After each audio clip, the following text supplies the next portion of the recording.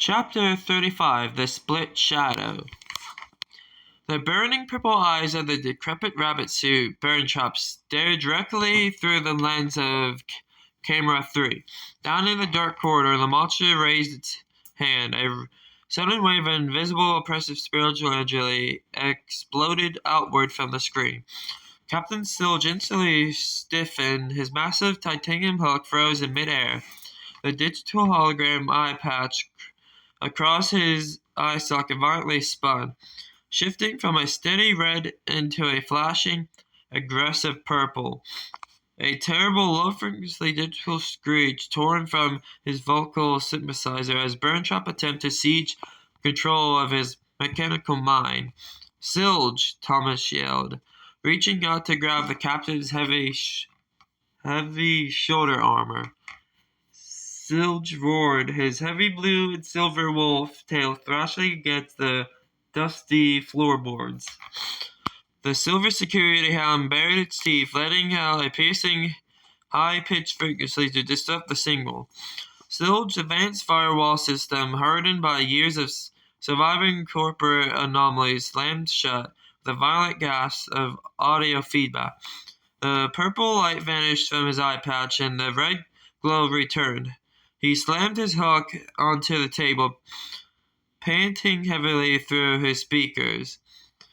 He failed. The old devil couldn't break my crew's bond. But the dark spiritual energy didn't just dissipate into the air. Denied the pirate captain. The invisible virus swirled back through the room, searching for a weaker anchor. It found Vanessa. Vanessa didn't scream. She didn't move for a single imperceptible second. Her eyes flashed a vibrant, unnatural purple, reflecting the burning glaze of the rabbit on the screen. In a silent heartbeat, the balanced spirit of Afton fractured a piece of her mind, weaving an entire new alter ego deep within her subconscious. Vanny.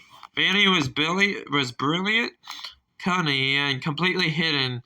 She immediately understood the situation. To survive and serve Afton, she could not let herself be discovered by Thomas or the towering animatronic captain.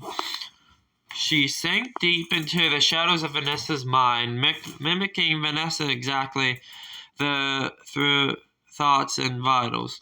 As far as Vanessa knew, she was entirely fine, completely unaware of the smiling rabbit mask waiting in the dark corners of her own brain. Thomas and Silver rushed to Vanessa's side, their flashlights illuminating her pale face. "Vanessa, are you all right? Did it touch you?" Thomas asked quickly, his voice laced with deep concern. Vanessa blinked, shaking her head as if waking up from a brief, confusing daze. I'm okay," she said, her voice sounding perfectly normal. Free of any glitch or strain, it just felt like a sudden drop in air pressure. "I'm fine, seriously." The silver hound stepped closer, sniffing at her boots, but its yellow optical remained calm. Vanny's camouflage was flawless. She only intended to surface when Vanessa was completely alone. While the others were present, Vanny stayed hidden.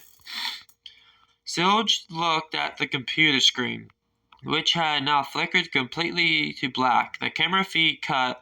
He growled softly, realizing they were outmatched in the supering tomb.